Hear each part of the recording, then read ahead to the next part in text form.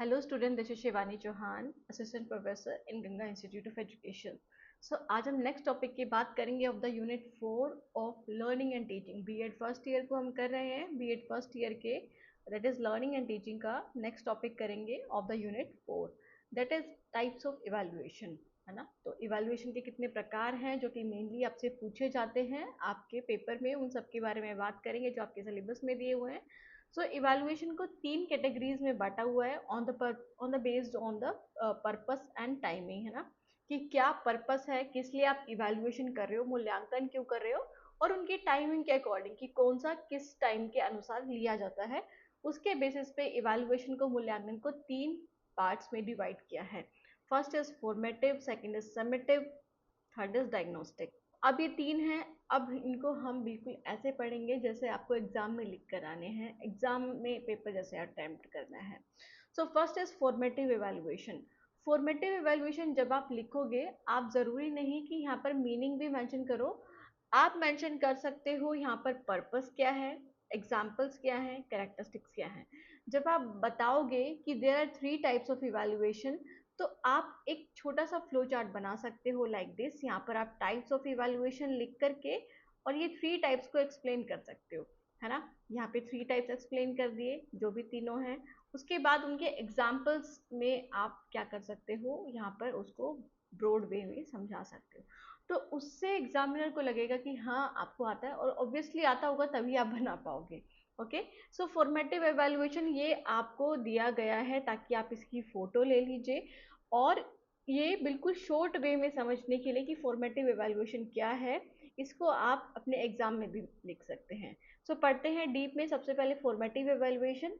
सो formative evaluation क्या है students? Formative evaluation एक ऐसा टाइप का इवैल्यूएशन है जो पढ़ाई के दौरान ही, जो आपकी टीचिंग लर्निंग के दौरान ही करा जाता है, आपको आपका मूल्यांकन करा जाता है।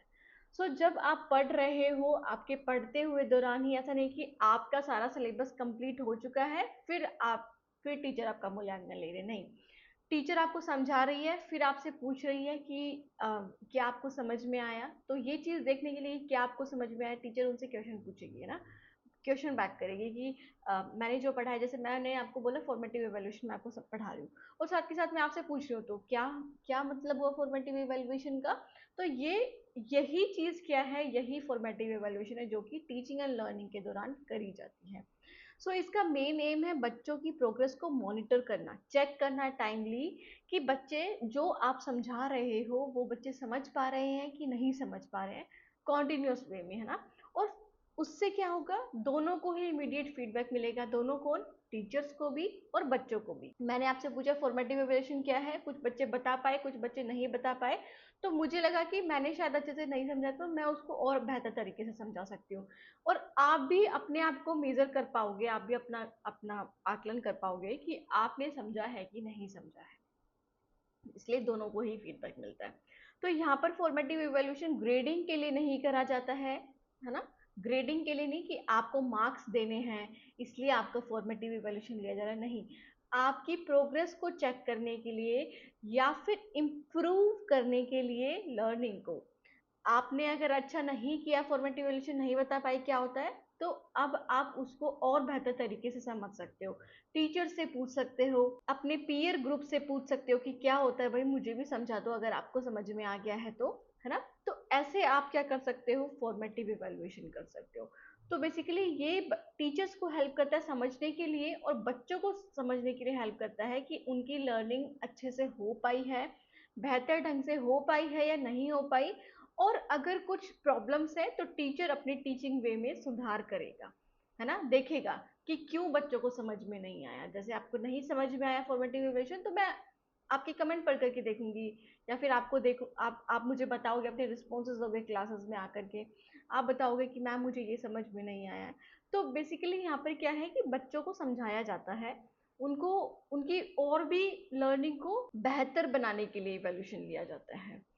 अगर सिंपल वर्ड में बात करें तो फॉर्मेटिव इवैल्यूएशन को असेसमेंट फॉर लर्निंग भी बोला जाता है। आप फोर को कैसे याद रखोगे, फोर मीन्स फॉर्मेटिव, है ना। तो असेसमेंट फॉर लर्निंग या फिर फॉर्मेटिव इवैल्यूएशन, दोनों ही एक बात है। ठीक है। सो पर्पस क्या है फॉर्मेटिव इवेल्युएशन का? सबसे पहले तो ये लर्निंग को इम्प्रूव करता है, जैसे हम देख ही चुके हैं, अभी पढ़ ही चुके हैं कॉन्सेप्ट में। सो बेसिकली लर्निंग को इम्प्रूव करना मेन एम है कि आप जो पढ़ रहे हो, आप जो अधिगम कर रहे हो, वो आपको और बेहतर ढंग से समझ में आ सके, इसलिए आपका कॉन्टिन्यूसली फॉर्मेटिव इवेल्युएशन लिया जाता है। आपके असाइनमेंट्स, आपका ओरल टेस्ट, ये सारी चीज़ें जो ली जाती है क्लास में, डे टू डे एक्टिविटीज़ में, ये आपका फॉर्मेटिव इवेल्युएशन ही है, क्योंकि आपको फीडबैक मिलेगा, उसे साथ के साथ टीचर्स को भी मिलेगा ना। तो अपनी मिस्टेक्स को आप अर्ली आइडेंटिफाई कर सकते हो कि कहाँ पर गलतियां हो रही हैं मुझसे, क्यों हो रही हैं, वो सारी चीज़ें आप समझ सकते हो, जिससे कि लर्निंग कॉन्टिन्यूस बनेगी और इम्प्रूवमेंट होती रहेगी बच्चों में, है ना। Learning becomes a continuous improvement process. So next is to identify strength and weakness. So ये जानना है कि बच्चों का किस टॉपिक में बहुत अव्वल करते हैं, किस टॉपिक में वो शानदार है, या फिर ये जानना है कि उनका वीकनेस कहाँ है, वीकनेस पॉइंट क्या है, उनका क्या चीज़ उन्हें समझ नहीं आ रही है। जैसे मैं आपको formative evaluation, summative evaluation, diagnostic evaluation समझा रही हूँ, तो मैंने देखा कि मैं आपसे पूछ रही हूँ तो कई बच्चे ऐसे हैं जो नहीं बता पा रहे हैं। तो फिर मुझे पता चला उनके टेस्ट के ज़रिए, उनका ओरल टेस्ट, उनके असाइनमेंट्स के ज़रिए, कि बच्चों को, आधे से ज़्यादा बच्चों को ये ही नहीं पता है कि इवैल्यूएशन क्या होता है। तो अब मुझे पता चल गया कि आपका वीकनेस पॉइंट ये है कि कुछ बच्चे क्लास में नहीं आए थे, उन्होंने नहीं सुना था, तो उन्हें इवैल्यूएशन का मतलब नहीं पता है। तो मैं अब कोशिश करूँगी कि मैं आपको उस चीज़ के बारे में समझाऊँ, ताकि आपके अंदर इम्प्रूवमेंट आ सके, है ना। तो टीचर समझेगा बच्चों को what students know and where they struggle, कि बच्चों को क्या चीज़ें पता है और कौन से ऐसे टॉपिक्स है, कौन से ऐसे सब टॉपिक्स है, कौन सा ऐसा एरिया है जहाँ पर बच्चों को ज़्यादा मेहनत करने की ज़रूरत है, उनको प्रॉब्लम फेस करने को मिलती है। जैसे मैथ्स का एग्जाम्पल ले लो, साइंस का एग्जाम्पल ले लो, कि आपको जैसे हम देखते हैं 8th क्लास में फिजिक्स केमिस्ट्री मैथ सब कुछ, फिजिक्स केमिस्ट्री और बायोलॉजी सारी एक ही बुक में होती है। तो हम देखते हैं कि जब हम टेस्ट लेते हैं बच्चों का, तो वो नहीं, उनका कोई फिजिक्स का पार्ट अच्छा नहीं है, बट बायोलॉजी में वो बहुत अच्छा कर रहे हैं, है ना। तो हमें उनका स्ट्रेंथ और वीकनेस पता चल जाती है, किससे? फॉर्मेटिव इवैल्यूएशन से। So enables targeted support for weak areas. तो जो भी वीक एरियाज हैं बच्चों के जो भी पॉइंट्स ऐसे हैं, जो भी सब पॉइंट, जो भी टॉपिक्स ऐसे हैं जिसमें बच्चों को नहीं समझ में आता, जैसे बच्चों को मैथ्स में ज्योमेट्री का कॉन्सेप्ट समझ में नहीं आ रहा है, वो सबसे ज़्यादा वीक है बच्चों का। तो इट मीन्स कि आप क्या कर सकते हो, टारगेटेड सपोर्ट दे सकते हो। इट मतलब कि ऐसी सपोर्ट जो उस चीज़ को उभारे, उस चीज़ को और भी बेहतर बनाए जहाँ पर बच्चों का वीक पॉइंट है। ओके। सो मॉडिफाइड टीचिंग मेथड्स। ऑब्वियसली जब बच्चों को समझ में नहीं आएगा कि आप क्या पढ़ा रहे हो, वो आपका जवाब नहीं दे पा रहे हैं, जो आप उनका असेसमेंट ले रहे हो, इवैल्यूएशन ले रहे हो, तो आपको क्या करना पड़ेगा एज अ टीचर होते हुए? आपको अपना मेथड चेंज करना पड़ेगा, ताकि हर बच्चा इन्वॉल्व हो सके, ताकि सभी बच्चों को समझ में आ सके। So teachers gets feedback about the teaching effectiveness, कि उन्होंने कितना अच्छे से समझाया है, क्या वो लेसन प्लान जो बना के लेकर के गए थे, उनके जो ऑब्जेक्टिव्स हैं वो प्रॉपरली कंप्लीट हुए हैं, ये सब चीज़ें चेक कर सकते हैं टीचर फॉर्मेटिव इवैल्यूएशन से।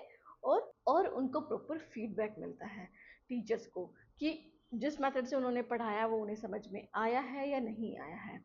सो उससे वो मेथड्स चेंज कर पाएंगे। पेस को, क्षमता, जैसे वो बहुत तेज तेज पढ़ा रहे थे, जल्दी जल्दी सारे कॉन्सेप्ट करा रहे थे, तो उस चीज़ को धीमा कर सकते हैं, फिर धीमा कर रहे थे तो थोड़ा तेज कर देंगे according to the needs of students. Strategies सब चेंज कर देंगे, अपनी रणनीतियाँ पढ़ाने की, कि वो डायग्राम्स का यूज़ करें, फील्ड ट्रिप्स पे लेकर के जाए, तो डिफरेंट अलग स्ट्रैटेजीज यूज़ करेंगे ताकि बच्चों को अच्छे से समझ में आ सके। सो एग्जाम्पल्स की बात करें तो फॉर्मेटिव इवैल्यूएशन, जैसे सबसे पहले क्लास टेस्ट जो होता है, जैसे मैंने आपको ये टॉपिक पढ़ा दिया और मैंने बोल दिया चलो आज आपका क्लास टेस्ट है ना। तो ये रेगुलरली होते रहते हैं क्लास में, आपने देखा भी होगा अपने कॉलेज टाइम में या फिर स्कूल टाइम में, रेगुलरली आपकी जो भी आपकी परफॉर्मेंस है वो चेक होती है क्लास टेस्ट के जरिए। क्विजेस ले सकते हैं टीचर्स, उनसे ओरल टेस्ट ले सकते हैं, है ना, ताकि इंटरेक्टिव असेसमेंट बनाया जा सके बिफोर और आफ्टर, ड्यूरिंग और आफ्टर लेसन।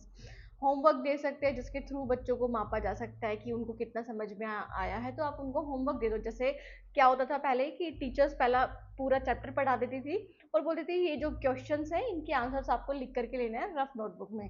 तो वो किस लिए लिख करके आने होते थे? ताकि वो समझ सके कि हाँ बच्चों को जो मैंने चैप्टर समझाया था उनको इनके आंसर्स आ गए, मतलब उनको समझ में आ गया है। ओके, तो रीइंफोर्स लर्निंग और उनकी जो भी स्टूडेंट्स का इंडिपेंडेंट वर्क है उसको चेक कर सकते हैं। क्लासरूम क्वेश्चनिंग, कि क्लासरूम के दौरान ही, डिस्कशन के दौरान ही आप बच्चों से क्वेश्चन करो, ओरल क्वेश्चंस पूछो, है ना, ताकि ये समझ सके कि बच्चों को समझ में आया है या नहीं है। असाइनमेंट्स आप दे सकते हो, टास्क या प्रोजेक्ट्स दे सकते हो रिलेटेड टू द टॉपिक, जो भी टॉपिक है, जैसा कुछ ऐसा टॉपिक है जिस पर आप उनसे मॉडल बनवा सकते हो, प्रोजेक्ट्स बनवा सकते हो, तो आप वो भी करके देखो, है ना, वो भी करो ताकि बच्चे समझ सके बेहतर ढंग से। सो next is the characteristics of formative evaluation. तो सबसे पहले कॉन्टिन्यूस होता है, जैसा हमने देखा कि ऐसा नहीं कि आपने एक दिन ले लिया फिर दूसरे दिन आप कोई टेस्ट नहीं लोगे, है ना, तो ये नहीं होता है, कॉन्टिन्यूसली होता है, conducted regularly throughout the learning process, not limited to a specific time, कि ऐसा नहीं कि टीचर ने बोल दिया कि अब आपका 2 हफ्ते बाद टेस्ट होगा, नहीं, जब भी उसका मन करेगा, जैसे सरप्राइज टेस्ट आपके होते हैं, तो कोई स्पेसिफिक टाइम नहीं होता है, आप कभी भी अपना चैप्टर पढ़ाने के बाद या फिर एक वीक में आप टेस्ट ले सकते हो, मंथ में ले सकते हो, ऐसे कोई स्पेसिफिक टाइम नहीं, कोई किसी भी टाइम आप ले सकते हो, बच्चों का क्विज, बच्चों का ओरल टेस्ट, ये सब चीज़ें। इनफॉर्मल और फ्लेक्सिबल होता है क्योंकि यहाँ पर स्ट्रिक्ट रूल्स नहीं होते हैं, वो फॉलो नहीं करने होते, जैसे कि फाइनल एग्जाम्स में फॉलो करने होते हैं कि 3 घंटे का पेपर है, आपको सारा लिख कर आना है, इधर कोई गुंजाइश नहीं है इम्प्रूवमेंट की, आप जो लिखोगे उसी के अकॉर्डिंग आपको मापा जाएगा कि आप पास हो, आप फेल हो, आपने कितना अच्छा परफॉर्म करा है। बट यहाँ पर आप फ्लेक्सिबिलिटी यहाँ पर शो होती है कि अगर आपने अच्छा परफॉर्म नहीं करा है तो आपका दोबारा से टेस्ट लिया जाएगा, दोबारा से आपको पढ़ा करके समझा करके चीज़ें फिर टेस्ट लिया जाएगा, जिसके थ्रू आप अपना इम्प्रूवमेंट शो कर सकते हो। ओके, तो यहाँ पर क्लासरूम नीड्स के अकॉर्डिंग चेंज कर सकता है टीचर। फीडबैक ओरिएंटेड होता है क्योंकि यहाँ पर फीडबैक मिलता है किसको, टीचर्स को भी मिलता है और साथ के साथ स्टूडेंट्स को भी मिलता है। तो कंस्ट्रक्टिव फीडबैक मिलता है, ऐसा नहीं कि सिर्फ आपने मार्क्स दे दिया और छुट्टी कर दिया, नहीं, आप बच्चों को बताओगे भी, वहाँ पर मेंशन भी कर सकते हो, साथ के साथ आप बता भी सकते हो कि बच्चे आपको इस टॉपिक में प्रॉब्लम है, आपको इस पर सुधार करना है, हम इस पर मिलकर वर्क करेंगे ना, तो कंस्ट्रक्टिव फीडबैक मिलता है। स्टूडेंट्स को इम्प्रूवमेंट करने के लिए हेल्प की जाती है, स्टेप बाय स्टेप उनको इम्प्रूव करा जाता है उनकी परफॉर्मेंस में। लर्नर सेंटर्ड होता है ऑब्वियसली क्योंकि यहाँ पर बच्चों की नीड्स के अकॉर्डिंग चीज़ें करी जाती हैं। अगर बच्चों को नहीं समझ में आया, आपने उनका मूल्यांकन लिया किया और उनके बाद उनको नहीं समझ में आया, तो आप बच्चों की नीड्स के अकॉर्डिंग कि यहाँ पर बच्चों को प्रॉब्लम है, तो उनके नीड्स के अकॉर्डिंग, उनके इंटरेस्ट के अकॉर्डिंग, उनकी पेस के अकॉर्डिंग आप दोबारा से वो लेसन पढ़ाओगे एक बेहतर ढंग से, नई स्ट्रेटेजी और नया मैथड के साथ। तो एक्टिव पार्टिसिपेशन को ये बढ़ावा देता है कि बच्चे पार्टिसिपेट करें, अपने क्वेश्चंस पूछे, अपने डाउट्स पूछे और आप भी बच्चों से डिस्कशन कर सकते हो।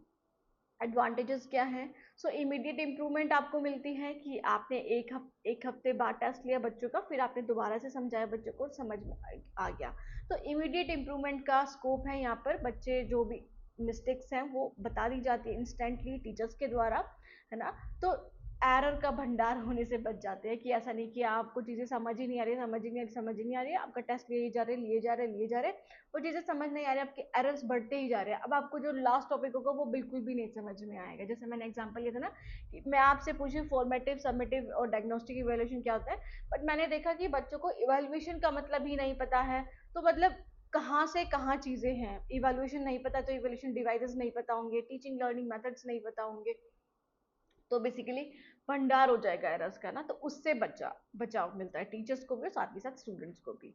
सो रेगुलर फीडबैक ऑब्वियसली मिलता है, यहाँ पे कॉन्टिन्यूसली फीडबैक मिलता रहता है आपकी परफॉर्मेंस के अकॉर्डिंग, टीचर्स को भी और स्टूडेंट्स को भी, वो अवेयर होते हैं अपनी कौन स्टूडेंट्स की, उनकी प्रोग्रेस क्या है, वो कितना पानी में है, इस तरह से आप बोल सकते हो। सो मोटिवेशन और कॉन्फिडेंस को बढ़ावा देता है क्योंकि आपकी लर्निंग को इम्प्रूव करने के लिए टीचर वर्क करती है, ना कि आपको सिर्फ मार्क्स या फिर लेबल करने के लिए, ताकि आप और भी आगे बढ़ सको, इस चीज़ के लिए आपको पढ़ाया जाता है, इस चीज़ के लिए आपका मूल्यांकन किया जाता है।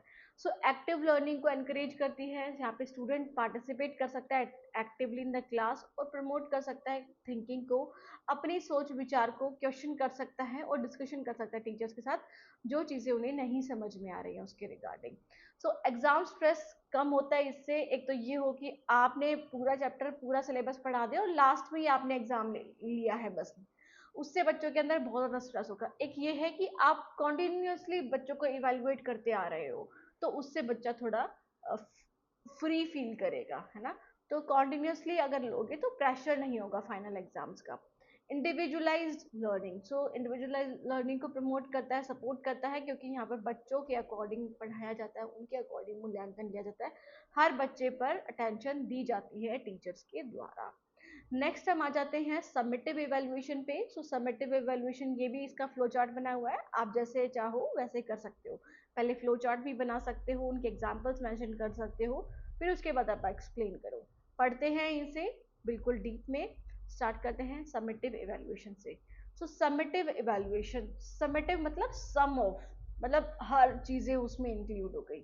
समेटिव इवैल्यूएशन ऐसे प्रकार है इवैल्यूएशन का जो कि कब करा जाता है, कोई यूनिट आपकी कंप्लीट हो गई हो, या फिर आपका सेमेस्टर खत्म हो गया हो, मतलब at the end of semester, 6 महीने में, 3 महीने में, 6 महीने में, 8 महीने में, सॉरी 9 महीने में, या फिर 1 साल में।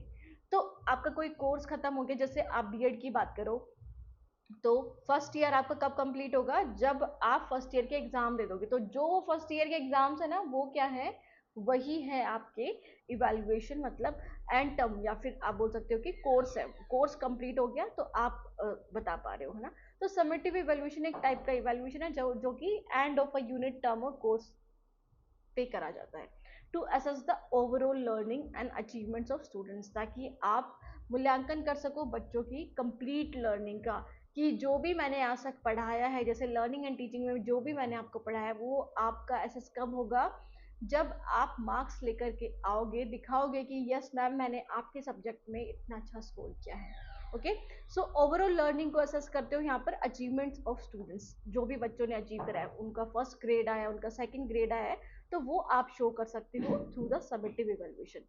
So it focuses on measuring how much students have learned after completing a specific period of instruction. जैसे मैंने आपको सारी चीजें समझा दी लर्निंग एंड टीचिंग की, तो अब ये मेजर करेगा कि बच्चों ने कितना ध्यान से सारी चीजें पढ़ी थी, क्या उन्होंने इवैल्यूएशन के बारे में, टीचिंग क्या होती है, लर्निंग क्या होती है, क्या डिफरेंट टाइप्स ऑफ लर्निंग है, क्या मेथड्स है टीचिंग के, वो सारी चीजें हमें समझ में आ जाएंगी कि बच्चों को भी समझ में आई है, और एज अ टीचर की हमने भी अच्छे से समझाई है बच्चों को।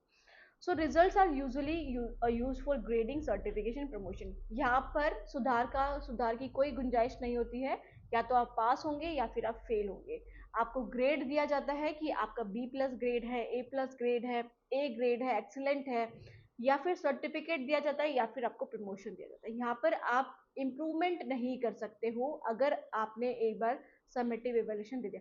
वो अलग बात है कि रीअपियर का अलग से होगा, बट वो चीज अलग है ना, वो तो अलग चीज है। बट समेटिव इवैल्यूएशन में आपको क्या मिलेगा कि यहाँ पर आप सुधार नहीं कर सकते हो, आप जो पास हो गए वो पास है, जो फेल हो गया फेल। और ये रीअपियर तो आपके बी कॉम बी एड ये ग्रेजुएशन कोर्सेज में आता है। बाकी अगर हम बात करें स्कूल में, तो स्कूल में ये सारे सिस्टम नहीं है। यहाँ पर आप पास हो तो पास, फेल हो तो फेल। बाकी अब गवर्नमेंट ने तो यही कर दिया है कि 8 क्लास तक या फिर 9 क्लास तक किसी भी बच्चों को फेल नहीं कर सकते हो। सो सिंपल वर्ड में बात करें तो समेटिव इवैल्यूएशन को क्या बोलते हैं, assessment of learning. Formative evaluation, assessment for learning. Summative evaluation, assessment of learning, कि जो चीज आपने सीखी है कंप्लीटली आपका एक कोर्स के दौरान, उस सब चीजों का आपका मूल्यांकन करा जाएगा through the summative evaluation. So next is the purpose of summative evaluation, क्यों करा जाता है, क्या पर्पस है इसका। तो सबसे पहले तो जो लर्निंग ऑब्जेक्टिव्स टीचर्स ने तैयार करे थे कि at the end of this course, at the end of this semester, मैं बच्चों को इतना ये सारी चीजें समझा दूंगा या समझा दूंगी। तो मैंने अपना लर्निंग ऑब्जेक्टिव्स क्या रखे कि मैं आपको लर्निंग एंड टीचिंग के हर मॉडल के बारे में, लर्निंग क्या होती है, टीचिंग क्या होती है, और टाइप्स क्या होते हैं इवेल्युएशन के, कैसे आप इवेल्युएट कर सकते हो, सारी चीजें समझा दूंगी। बच्चे वो क्लास जब टीचर बनेंगे तो वो इफेक्टिवली उन्हें यूज कर पाएंगे क्लास में, बच्चों का अलग अलग तरह से मूल्यांकन कर पाएंगे, इंडिविजुअलाइज लर्निंग पर फोकस कर पाएंगे। तो ये सारी चीजें मेरी ऑब्जेक्टिव्स थी, और वो कैसे पता चलेगा, वो हमें पता चलेगा समेटिव इवेल्युएशन के थ्रू। तो डिटरमाइन करता है कि स्टूडेंट ने अचीव करा है अपना डिजायर्ड लर्निंग आउटकम या फिर नहीं करा है, इस चीज को हम समझ सकते हैं through the summative evaluation. So overall understanding को मूल्यांकन करता है किसी भी सब्जेक्ट के बारे में या किसी भी कोर्स के बारे में। सो टू असाइन ग्रेड और मार्क, तो यहाँ पर आपको ग्रेड्स या मार्क्स दिए जाते हैं कि आपने कितना अच्छा परफॉर्म करा है, वो आपको दर्शाया जाता है आपके मार्क्स या फिर आपके ग्रेड्स के जरिए। न्यूमेरिकल स्कोर भी हो सकता है, साथ ही साथ आपको ग्रेड भी दिया जा सकता है कि ए प्लस है, एक्सीलेंट है, ए है, बी प्लस है या फिर बी है।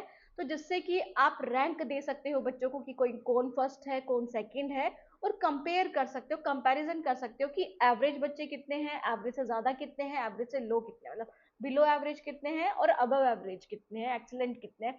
तो वो आप प्रॉपरली मेजर कर सकते हो through the summative evaluation. So promotion and certification में आपने कोई कोर्स खत्म करा दिया है, वो सारा चीजें पढ़ा दिया, तो समेटिव इवैल्यूएशन के थ्रू आप बच्चों को फिर जो भी उनका ग्रेड आएगा उसके थ्रू आप सर्टिफिकेट प्रोवाइड कर सकते हो या फिर प्रमोट कर सकते हो। जैसे हर जो फील्ड में अगर हम बात करें तो एक प्रमोशन टेस्ट होता है जिसके थ्रू आप अपनी जो डेजिग्नेशन है उसको प्रमोट कर सकते हो। तो वो टेस्ट क्या है, उसमें फेल पास ही होगा, या तो आप पास ही होंगे या फिर फेल ही हो जाओगे, या फिर तो आपका प्रमोशन नहीं होगा या फिर हो जाएगा। तो ये डिसाइड करेगा कि जो बच्चा है वो नेक्स्ट क्लास में प्रमोट हुआ है या नहीं हुआ है। अगर नहीं हुआ है तो मतलब फेल है, उसने अच्छा नहीं परफॉर्म करा है, उसने फॉर्मेटिव इवैल्यूएशन और इन सब में ध्यान नहीं दिया था। और सर्टिफिकेट्स मिलता है यहाँ पर उनकी क्वालिफिकेशन के बेसिस पे, मतलब जो भी अगर उन्होंने एग्जाम क्वालिफाई कर लिया है तो उनको सर्टिफिकेट मिल जाएगा कि yes you have completed this course और दैट कोर्स। सो एग्जाम्पल्स क्या हैं, जैसे फाइनल एग्जाम्स होते हैं ऑब्वियसली हमारे स्कूल्स में, हमारे कॉलेजेस में। अब आपके बीएड फर्स्ट ईयर के एग्जाम होंगे तो ये क्या है, ये समेटिव इवैल्यूएशन ही है। तो at the end of academic year होता है, एंटायर सिलेबस आपका कवर होता है। अब इसको गवर्नमेंट ने क्या किया है कि 2 सेमेस्टर में कन्वर्ट कर दिया गया। अभी बीएड तो आपका चलो सेमेस्टर वाइज है, यहाँ पर क्या है कि आपका बर्डन कम करने के लिए 2 सेमेस्टर में सिलेबस को बांट दिया गया है ताकि आपका बर्डन भी कम हो और आप अपने आप को अच्छे से तैयार भी कर सको। सो एंटायर सिलेबस यहाँ पर आता है, आपका पूरा सिलेबस जो भी आपने पढ़ा है हर सब्जेक्ट के बारे में, हर सब्जेक्ट का आपका टेस्ट होता है। सो टर्म एंड टेस्ट है। टर्म एंड टेस्ट मतलब अभी जैसे मैंने बात करी है कि 6 महीने में, 6 महीने बाद आपका एक टेस्ट ले लिया, फिर 6 महीने बाद आपका टेस्ट ले लिया। तो यहाँ पर स्पेसिफिक पीरियड की लर्निंग को असेस करा जाता है कि आपने 6 महीने में कितना सीखा है, उस चीज को आपका उसका मूल्यांकन हो जाएगा। और एग्जाम्पल बात करो, बोर्ड एग्जामिनेशन होते हैं नेशनल लेवल पे, स्टेट लेवल पे, तो जो स्टैंडर्डाइज एग्जाम्स जो सबके लिए सेम आएंगे। जैसे अगर हम बात करें तो सीबीएसई का, तो सीबीएसई का जो भी पैटर्न होगा सबका सेम टाइम पे एग्जाम्स होंगे, 10th और 12th के, क्योंकि वो बोर्ड है। तो सबका सेम एग्जाम आएगा, सबका सेम एग्जाम पैटर्न आएगा, स्टैंडर्डाइज होते हैं इसका मतलब।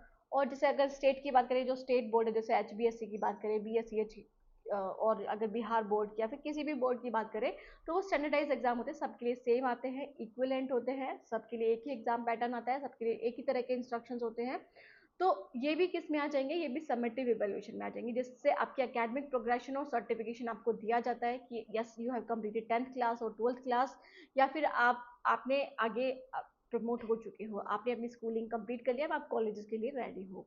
तो ये सारी चीजें दर्शाता है समेटिव इवैल्यूएशन। तो अब कैरेक्टरिस्टिक्स की बात करें तो स्पेसिफिक इंटरवल पे होता है, जैसे हमने फॉर्मेटिव इवैल्यूएशन में देखा था कि यहाँ पर कोई स्पेसिफिक इंटरवल नहीं है, आप कभी भी टेस्ट ले सकते हो बच्चों का, क्विज टेस्ट, सरप्राइज टेस्ट, कैसा भी ले सकते हो, बट समेटिव इवैल्यूएशन में स्पेसिफिक इंटरवल के बाद ही लिया जाता है।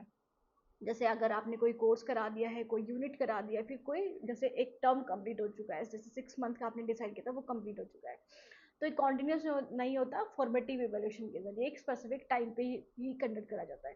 फॉर्मल और स्ट्रक्चर्ड वे में होता है, फिक्स्ड पैटर्न होता है कि आपको डिसाइड करा जाता है कि 80 मार्क्स का आपका टेस्ट आएगा, उसमें से आपका इस टॉपिक से ऐसे क्वेश्चंस और ये सारे टॉपिक्स आएंगे, 3 आवर्स का आपका एग्जाम होगा, आपको कितना लिखना है, 16 मार्क्स का हर जो आपका क्वेश्चन पेपर, सॉरी, जो आपका क्वेश्चन होगा वो 16 मार्क्स का होगा। तो ये सारा स्ट्रक्चर्ड होता है बिल्कुल पहले से ही डिसाइड होता है, सबके लिए सेम होता है मार्किंग स्कीम और ये सारी चीजें।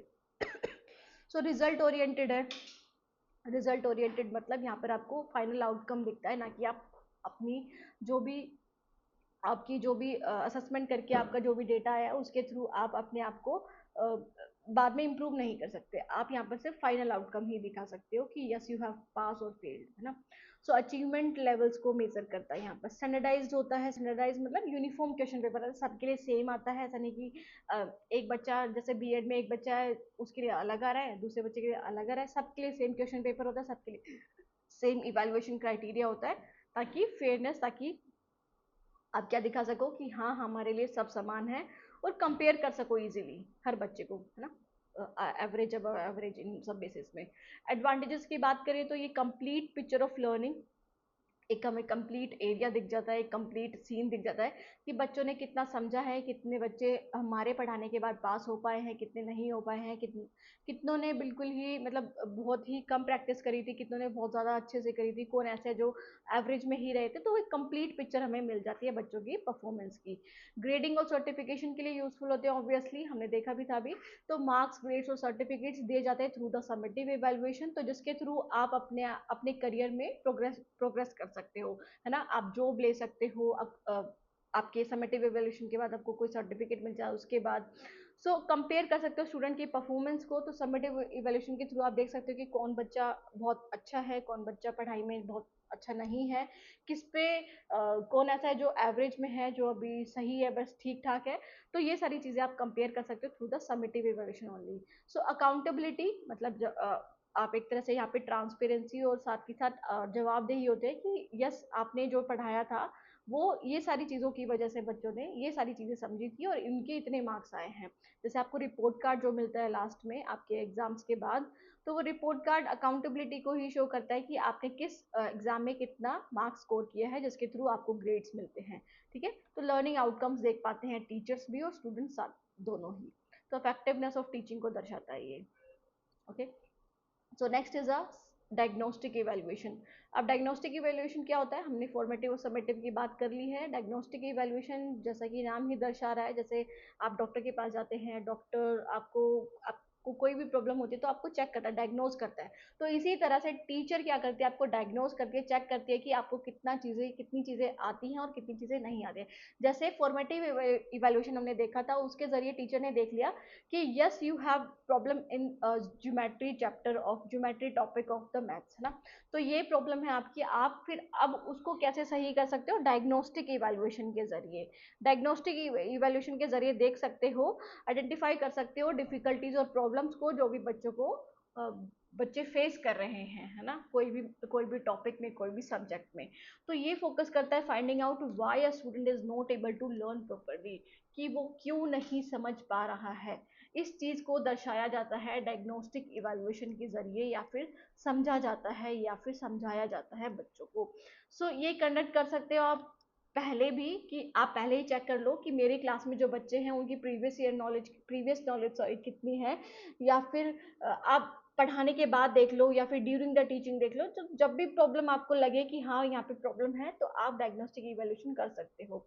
तो मेन एम यहाँ पर सिर्फ ये आइडेंटिफाई करना नहीं है कि प्रॉब्लम क्या है, बल्कि सॉल्यूशन क्या होगा, मतलब रेमेडीज भी दे सको, है ना। आपने प्रॉब्लम आइडेंटिफाई कर ली, यही मेन एम नहीं है, बल्कि आपको साथ के साथ यहाँ पर रेमेडीज भी देनी है, मतलब दवाइयाँ भी देनी है आपको। दवाइयाँ कैसे दे सकते हो, अच्छे से पढ़ा करके बच्चों को दोबारा से।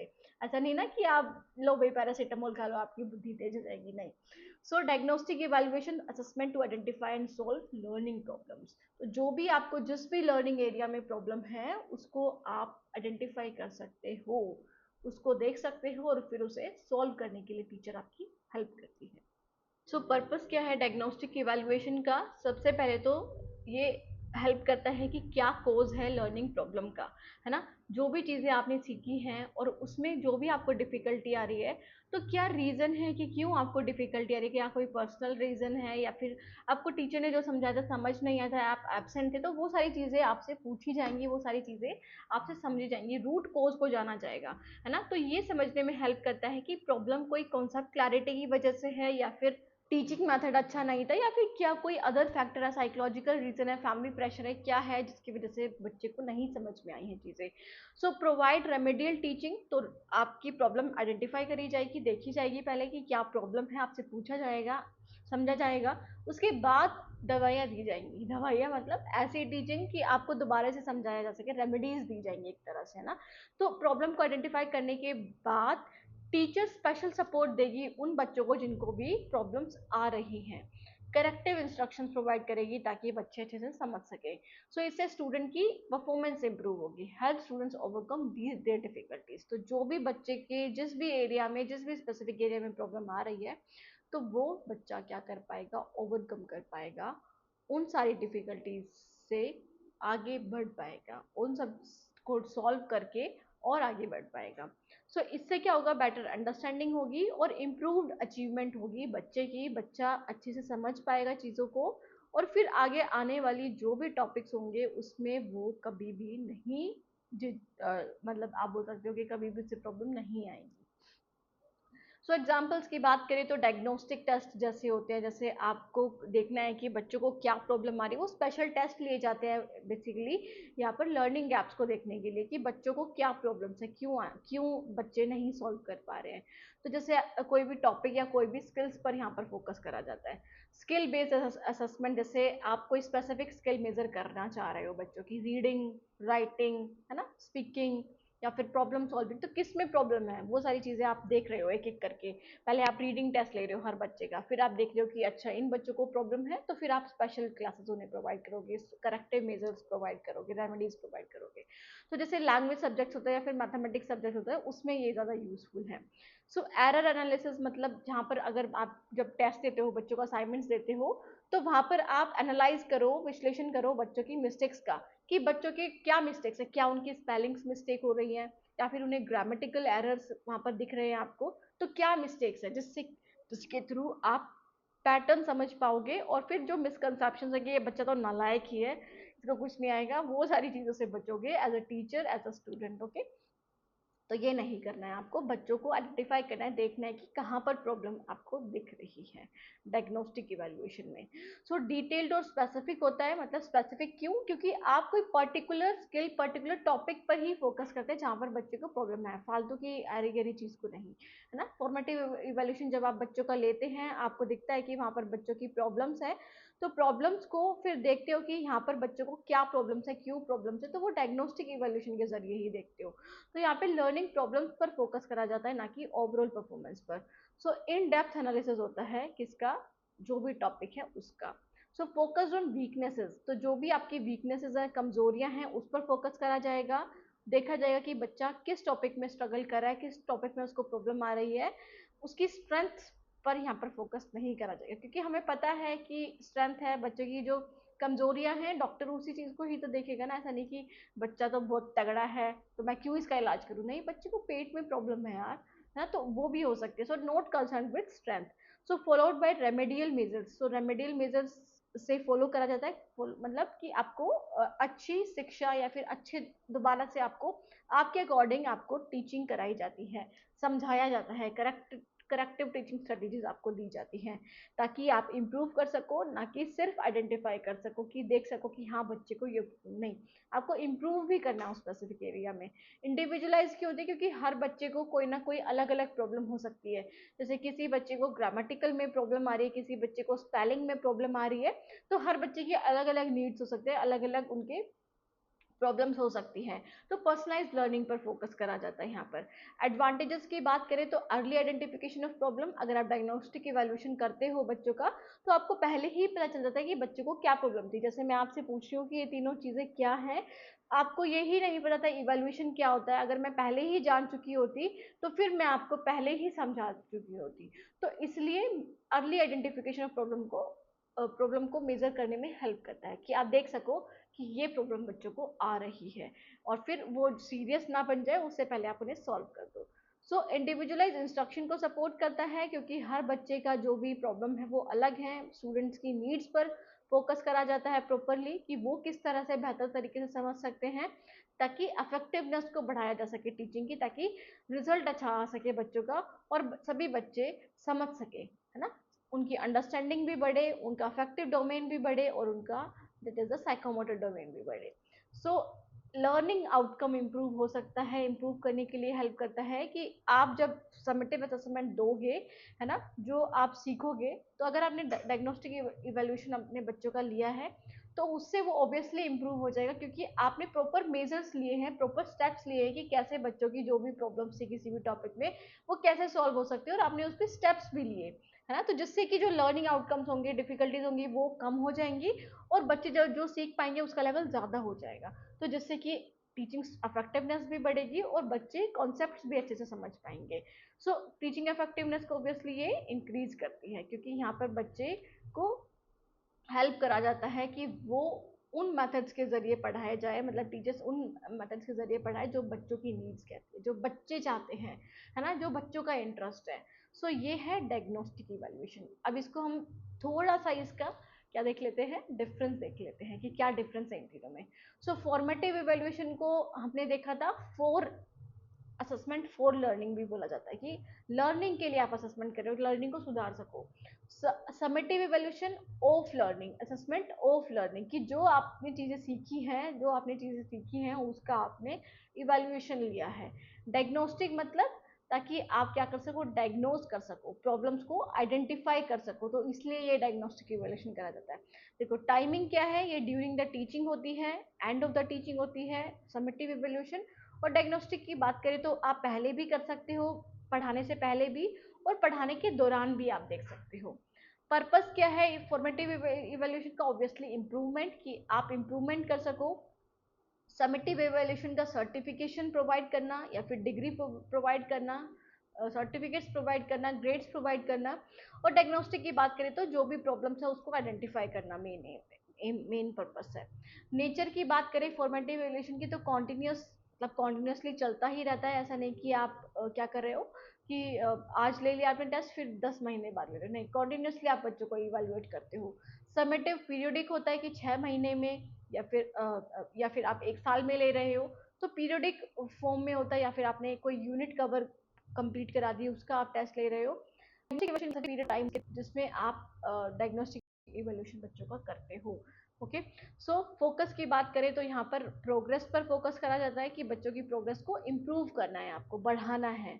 और अगर बात करें समेटिव इवैल्यूएशन की तो अचीवमेंट, कि बच्चों ने क्या अचीव करा है, बच्चों ने क्या सीखा है, क्या जो लर्निंग आउटकम्स मैंने पढ़ाए थे वो बच्चों को समझ में आए भी हैं या नहीं आए हैं, उस चीज़ को आप देख सकते हो, उस चीज़ को आप मेजर कर सकते हो।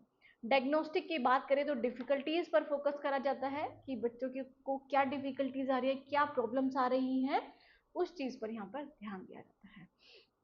सो स्टूडेंट, ये थे 3 types of evaluation. Hope, I hope कि मैंने बहुत अच्छे से आपको समझाया है, हर पॉइंट को बिल्कुल इजी वे में एक्सप्लेन करने की कोशिश करी है। कोई डाउट है आपका related to any of the topic, any of the subject, any of the course like BEd और एमएड, तो आप मुझे कमेंट करके पूछ सकते हैं। ओके, और thank you so much for watching the video. मिलते हैं नेक्स्ट वीडियो में, तब तक के लिए take care, bye, have a nice day.